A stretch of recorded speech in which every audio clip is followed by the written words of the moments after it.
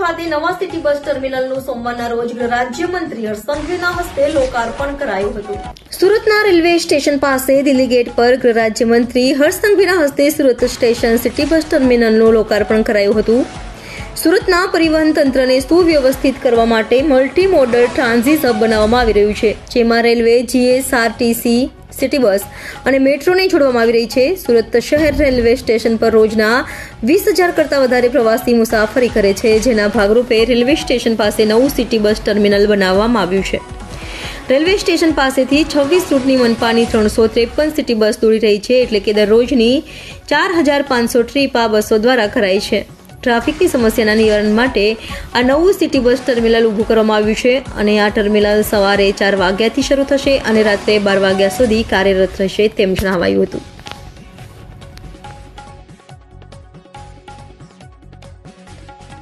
સૌથી ઝડપથી વિકસતું શહેર તરીકે ઓળખાય છે। આ શહેરમાં રોજ બે રોજ વધતી વસ્તીના કારણે રેલવે સ્ટેશન પર અવર જવર એ ખૂબ મોટી સંખ્યામાં વધી હોય ત્યારે રેલવે સ્ટેશન પર ખૂબ ટ્રાફિક જામ થતું હોય અને એવા સમયે આના ટેકનિકલ રસ્તા કઈ રીતે નિકાલવા તે માટે મહાનગરપાલિકા, સુરત પોલીસ વિભાગ અને જિલ્લા પંચાયતે સાથે મળીને આ એક સૌથી ઉત્તમ પ્રયાસ કરવામાં આવ્યો છે।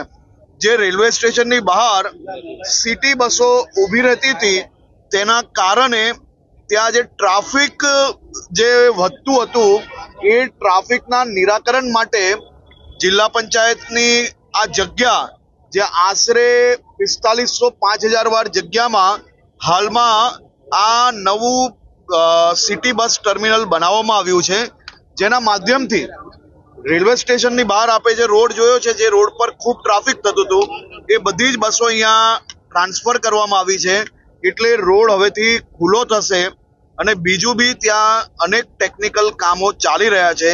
આવનારા દિવસોમાં એ કામગીરી બી કરવામાં આવશે, જેથી લોકોનો ટ્રેન પકડવામાં જે ક્યાંક મોડું વહેલું થતું હોય તો એવું ના થાય અને સમયસર એ લોકો રેલવે સ્ટેશન પહોંચી શકે તે માટે આ વ્યવસ્થાઓ કરવામાં આવી રહી છે। બીજું કે ડેલીના હજારો વાહનો જેનું પેટ્રોલ ડીઝલ આના કારણે ખૂબ મોટા પ્રમાણમાં બચશે, જે શહેર માટે, આપણી ઇકોનોમી માટે ખૂબ જ ઉપયોગી છે।